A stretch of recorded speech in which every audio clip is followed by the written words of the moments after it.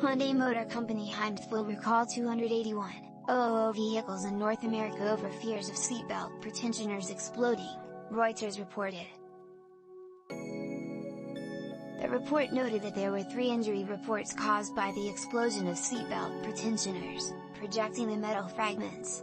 The recall will include some 2019 to 2022 Accent, 2021 to 2023 Elantra, and 2021 to 2022 Elantra hybrid vehicles.